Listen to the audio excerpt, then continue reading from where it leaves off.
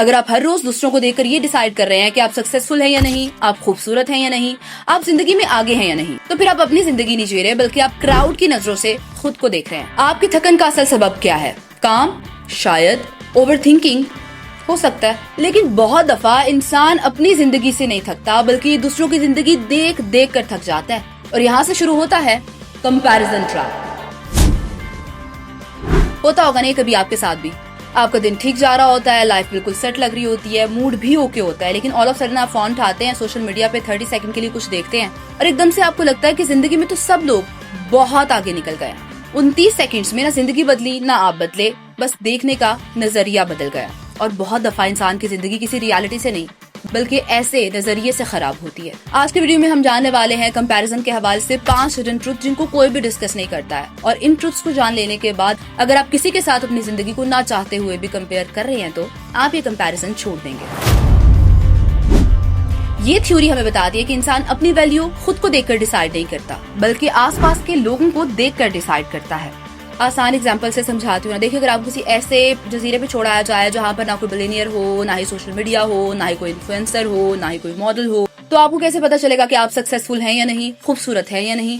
आपको पता ही नहीं चलेगा, क्योंकि इंसान अपनी वैल्यू एब्सोल्यूट नंबर में नहीं बल्कि मुकाबले में नापता है। और यहाँ से होती है सारी प्रॉब्लम शुरू। अभी भी नहीं समझ आ रहा तो और इजी करके बताती। देखिए, आपकी सैलरी आपको दुखी नहीं करती है, आपकी इनकम आपको दुखी नहीं करती है। इनफैक्ट किसी और की ज्यादा सैलरी, किसी और की ज्यादा इनकम आपको दुखी करती है। आपकी बॉडी आपको इनसिक्योर नहीं करती, किसी और की बॉडी आपको इनसिक्योर करती है। आपकी अपनी लाइफ आपको इतनी बुरी नहीं लगती जब तक आप किसी और की अच्छी लाइफ ना देख ले। और यही तो वजह है कि सोशल मीडिया के दौर में लोगों की जिंदगी नहीं बदली, मगर डिससेटिस्फेक्शन का लेवल बहुत हाई हो गया है। सोशल मीडिया ने कंपैरिजन को पैदा नहीं किया, लेकिन उसे 24/7 अवेलेबल कर दिया है।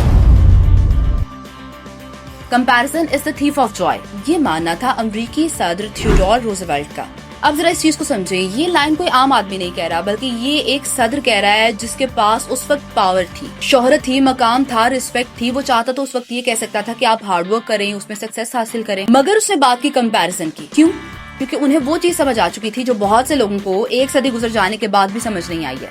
कंपैरिजन आपसे चीजें छीनता नहीं है, इनफैक्ट कंपैरिजन आपको उन चीजों का मजा लेने ही नहीं देता जो ऑलरेडी आपके पास अवेलेबल है। देखिए ना, किसी एक चीज के लिए आपने अल्लाह से सालों दुआ की, वो चीज आपको मिल भी गई, मगर सडनली किसी और शख्स को देखकर आपको अपनी वही चीज कम लगने लगी। चीज नहीं बदली, आपका नजरिया बदल गया। इसीलिए तो रूजवेल्ट ने कंपैरिजन को खुशी का चोर कहा था। साइकोलॉजी में एक बड़ा जबरदस्त सा कॉन्सेप्ट है हेडोनिक अडॉप्टेशन। ये हमें बताता है कि इंसान को हर नई चीज की आदत हो जाती है। नया फोन, नई गाड़ी, नई जॉब, नया घर। शुरू में तो एक्साइटमेंट होती है, मगर वो एक्साइटमेंट चंद दिनों में गायब। और कंपैरिजन इस प्रोसेस को बहुत तेज कर देता है। फॉर एग्जाम्पल, आपने मेहनत की, आपको प्रमोशन मिली, आप बहुत ज्यादा खुश हुए, घर वाले भी एक्साइटेड थे, मगर 2 दिन बाद आपको पता चला कि किसी और को आपसे भी बड़े लेवल पर प्रमोशन मिल गई है। और अचानक जो चीज कल तक अचीवमेंट थी अब नॉर्मल हो गई। प्रमोशन नहीं बदली, आपकी मेहनत नहीं बदली, बस कंपैरिजन आ गया। कंपैरिजन की अजीब बात ये है, ये आपकी जिंदगी को बुरा नहीं करता है, बस आपकी अच्छी जिंदगी को महसूस करना मुश्किल बना देता है। अच्छा, कंपैरिजन के हवाले से कैरल यंग ने बहुत ही इंटरेस्टिंग सा कॉन्सेप्ट बताया हमें। उनका ये मानना था कि जो चीजें हम दूसरों में देखकर ट्रिगर होते हैं, बहुत बार वही चीजें हमारी दबी हुई ख्वाहिशों का पता देती हैं। फॉर एग्जाम्पल, आप अपने ऑफिस में किसी कलीग को देखते हैं, वो हमेशा वेल ड्रेस्ड होती है, कॉन्फिडेंट होती है, खुद को अच्छे से प्रेजेंट करती है, सब लोग उसकी तारीफें करते हैं, मगर आप उसे देखकर इरिटेट हो जाते हो। तो यहाँ मसला आपको उससे नहीं है, इनफैक्ट आप खुद को उसकी तरह कैरी करना चाहते हो। कभी कभी जिस चीज को आप जाले से समझ रहे होते हैं वही आपकी दबी हुई ख्वाहिश होती है। तो अगर किसी इंसान या किसी चीज से आपको प्रॉब्लम है, आप ट्रिगर हो रहे हैं, तो अपने आप से पूछें कि आखिर प्रॉब्लम आपको है किस चीज से, क्योंकि कभी कभी ऐसी जेलसी आपको डायरेक्शन दे देती है। और जिस इंसान को देखकर आज आप ट्रिगर हो रहे हैं, बहुत मुमकिन है कि वो आपका दुश्मन नहीं, इनफैक्ट आपका कंपास हो। एन रविकांत ने भी कंपैरिजन के हवाले से एक बहुत मुनफरिद सा आइडिया दिया हुआ है। उनका मानना है कि हर डिजायर एक कॉन्ट्रैक्ट है, जिसमें आप अपने आप से वादा कर लेते हैं कि जब तक ये चीज नहीं मिलती मैंने खुश नहीं होना। इन result, comparison puts your happiness on hold. For example, आपकी जिंदगी में अभी बहुत सी ऐसी चीजें होंगी जो कि बहुत बहुत अच्छी हैं। आपकी हेल्थ, आपका घर, आसपास कुछ बहुत अच्छे लोग, कुछ खूबसूरत अचीवमेंट, अच्छी यादें, मगर यहाँ कंपैरिजन एक अजीब काम करता है कि वो आपको आज में खुश नहीं रहने देता। वो आपको कहता है कि जब तक फलां बंदे जैसी परफेक्ट बॉडी नहीं बन जाती ना, तब तक तुमने खुश नहीं होना। जब तक फलां बंदे जितना बड़ा घर नहीं बना लेना ना, तब तक तुमने खुश नहीं होना। जब तक तुमने उस शख्स जैसे इतने ज्यादा पैसे नहीं कमा लेने, तब तक तुमने खुश नहीं होना। और आहिस्ता आहिस्ता आप अपनी सारी खुशियाँ फ्यूचर में ट्रांसफर कर देते हैं। एक ऐसा फ्यूचर जो कभी आता नहीं, क्योंकि जब वहाँ पहुँचते हैं कंपैरिजन से आगे किसी और को खड़ा कर देता है। कंपैरिजन का सबसे बड़ा फ्रॉड ये है कि वो आपको यकीन दिला देता है कि खुशी अभी नहीं, बस थोड़ी सी और दूर है। अभी जो हमने 5 हिडन ट्रूथ जाने हैं ना, इनमें सबसे अलार्मिंग बात ये नहीं थी कि कहीं ना कहीं कंपैरिजन हमारी खुशियों को चुरा रहा है, बल्कि इससे भी खतरनाक बात ये है कि कंपैरिजन हमारी आइडेंटिटी ही खत्म कर रहा है। हम सबको पता है कि हर इंसान यूनिक पैदा हुआ है, अलग स्ट्रेंथ, अलग वीकनेस, अलग जर्नी, अलग टाइमिंग, मगर इस कंपैरिजन के चक्कर में सब लोग एक ही रेस में भागना शुरू कर देते हैं और फिर आपकी जिंदगी का एक बहुत बड़ा हिस्सा किसी और जैसा बनने में निकल जाता है, खुद को समझने में नहीं। पता है, कंपैरिजन आपको ये नहीं बताता कि आप कौन है, कंपैरिजन आपको ये बताता है, ये समझाता है कि आखिर आप कौन नहीं है। कैसी बेतुकी की बात है ना। और बहुत से लोग अंधाधुंध इस कंपैरिजन का शिकार हो रहे हैं। तो फिर इस गंदे से कंपैरिजन ट्रैप से निकला कैसे जाए, मैं बताती हूँ ना आपको। देखिए, मैं आपको कंपैरिजन छोड़ने को नहीं कहूंगी। इंसान कंपैरिजन करता है, ये ह्यूमन नेचर है, मगर कंपैरिजन की डायरेक्शन को बदला जा सकता है। आज से ही आपने कंपैरिजन शुरू करना है, मगर किसी और से नहीं, अपने आप से।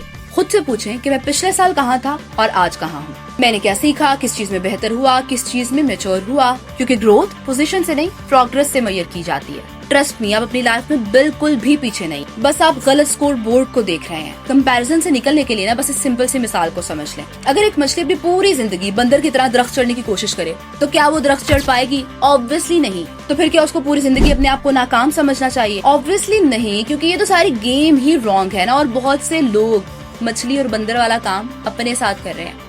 वो अपनी स्ट्रेंथ्स को देख ही नहीं रहे, बल्कि किसी और की स्ट्रेंथ के साथ मुकाबला करने में लगे हैं बस। इसलिए नेक्स्ट टाइम आपका ब्रेन किसी के साथ आपको कंपेयर करने लगे तो आपने फौरन से सोचना है कि क्या आप दोनों सेम गेम खेल भी रहे हैं। बहुत दफा जवाब होगा नहीं, क्योंकि आपकी प्रायोरिटीज अलग हैं, आपकी पर्सनैलिटी भी अलग है, आपके सर्कमस्टांसेस भी अलग हैं, तो आपकी डेफिनेशन ऑफ सक्सेस भी तो अलग होनी चाहिए ना। सेकेंडली, जिस इंसान से भी आप अपनी जात को कंपेयर कर रहे हैं ना, उसको ये बिल्कुल मत पूछे कि तुम्हारे पास क्या है, बल्कि ये पूछे कि उसने इस चीज के लिए कीमत क्या अदा की है, क्योंकि हर अचीवमेंट की एक हिडन कॉस्ट होती है।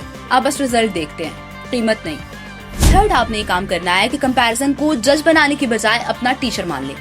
जेलसी को सिग्नल समझे। अगर कोई चीज आपको ट्रिगर कर रही है ना, तो वो आपको आपके बारे में कुछ खास बता रही है। हो सकता है वो आपको बता रही हो कि आप वाकई में किस चीज को वैल्यू करते हैं। लास्टली, सबसे इम्पोर्टेंट बात, दुनिया में कोई ना कोई हमेशा आपसे आगे जरूर होगा, मगर जिंदगी जो इतनी खूबसूरत है, ये कभी भी सबसे आगे निकल जाने का नाम नहीं है। जिंदगी अपनी जगह पहचानने का नाम है। ये जो कंपैरिजन है ना, इसका गेम जीता नहीं जा सकता, ये बस छोड़ा जा सकता है। तो छोड़ दे।